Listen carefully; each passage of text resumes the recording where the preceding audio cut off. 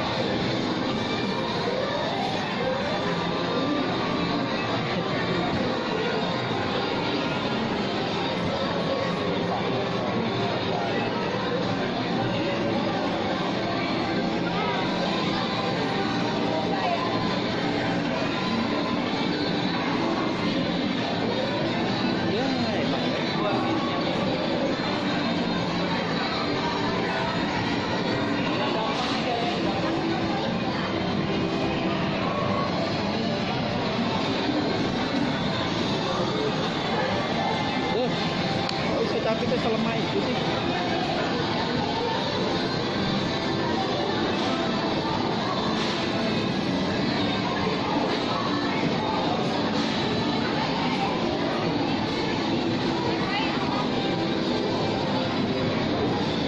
Allahu Akbar. Tidak normal itu. Rasanya kita bikinnya loh, settingannya di padang mereka besar.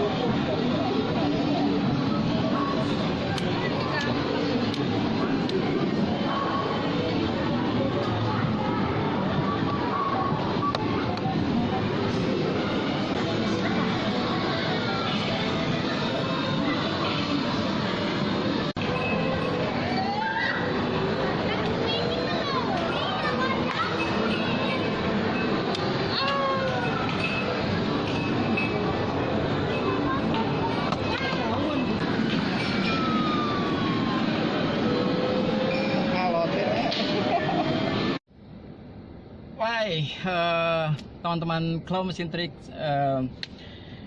tadi coba main di time zone lagi. Sebenarnya hari ini sudah feeling nggak bagus, artinya gini, saya sebenarnya hari ini pingin tidak main, tapi buat senang-senangnya pinginnya ke Fun City gitu ya. Cuman hari ini memaksakan diri untuk mampir di time zone seperti yang saya kira, karena mampirnya juga terlalu pagi hari ini ke time zone-nya. Jadi begini teman-teman sekalian, belajar dari kesalahan saya hari ini, semoga teman-teman bisa mengambil manfaatnya gitu ya. Kalau mau bermain di time zone, kunjungi dulu time zone-nya itu yang pasti ya, untuk memastikan kondisi mesin capitnya itu fit ya, atau dalam kondisi yang bagus. Tapi sebelum itu teman-teman harus memastikan dulu waktu kapan yang paling tepat untuk ke time zone. Biasanya kalau teman-teman ingin bermain mesin yang besar gitu ya, itu biasanya akan menguat secara berkala, maka jangan berangkat terlalu pagi.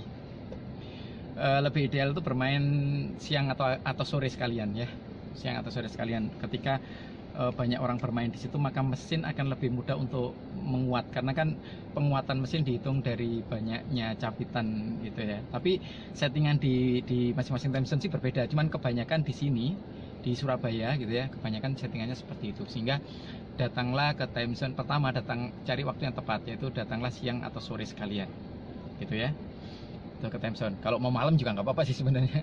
Terus yang kedua,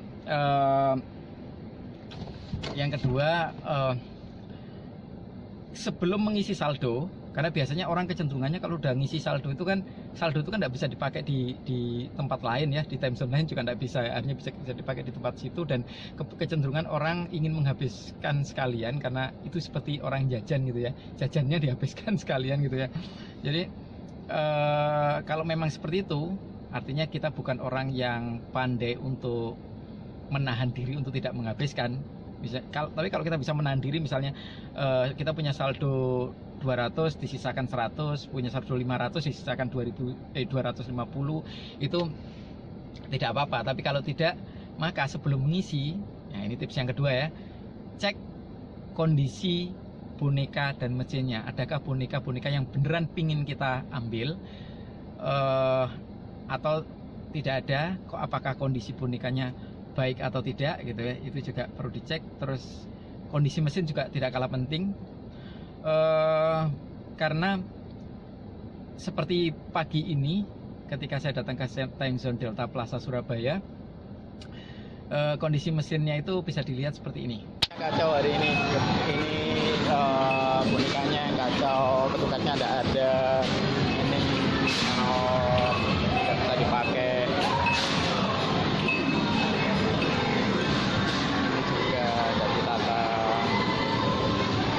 Capitnya tidak terlalu kuat ini. Nah, kalau kondisi mesinnya seperti itu, lebih baik jangan mengisi. Jadi kondisi mesinnya tadi ada yang offline ya, padahal itu mesin-mesin andalannya Maxi Claw sama Dynamax itu. Terus Dynamaxnya tidak ada tidak ada bonekanya gitu ya, atau terisiannya satu boneka atau dua boneka yang itu sulit sekali untuk, tidak memungkinkan untuk diambil. Terus ya lebih banyak itu tadi mesin mati atau mesin itu belum online, mesin belum online. Jadi tadi itu ada satu mesin mati dan satu mesin belum online, itu padahal mesin yang biasanya punya capitan yang lumayan atau bisa diandalkan untuk dapat boneka. Sayang sekali kan kalau kita terlanjur mengisi saldo lebih dulu, sehingga kita dipaksa untuk memakai saldo itu. Atau kalau Anda tahan ya nggak apa-apa sih, dibawa pulang aja saldonya, dipakai main besoknya gitu ya. Itu tips yang kedua. Tips yang ketiga berkaitan sama petugas. Pastikan di situ ada petugas yang membantu Anda, atau pastikan petugasnya itu adalah petugas yang Anda kenal atau akrab dengan Anda gitu. Jadi lebih mudah nanti ketika kondisinya tidak bagus mesinnya maupun posisi bonekanya, bisa segera minta dulu. Kalau dia mengabulkan baru ngisi saldo gitu ya. Itu akan jauh lebih ekonomis kalau bermain seperti itu. Tapi biasanya sih memang bisa dimaklumi bahwa bermain mesin capit itu kalau sudah seneng gitu ya, seneng banget jadi hobi gitu ya bermain itu, kadang-kadang ya pikiran kita itu selalu membenarkan. Misalnya kondisi capitnya tidak bagus, paling ini bisa diperbaiki, atau nanti bisa ditunggu sambil bermain yang lain, atau seperti itu.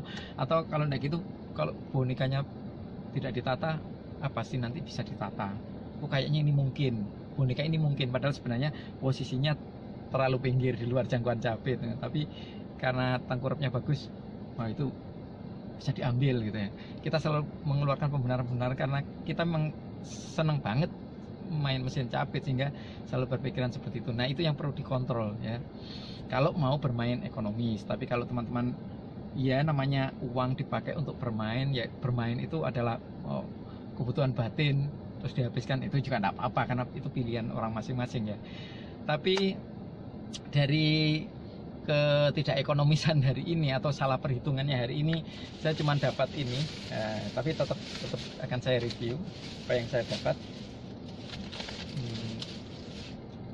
Ini yang pertama kali, ini dari mesin yang di bawah. Mesin yang di bawah itu kalau memang semua saldonya difokuskan ke situ, paling tidak bisa dapat 4 atau 5, tapi tadi kan saldo kami dipakai untuk berbagai mesin gitu ya.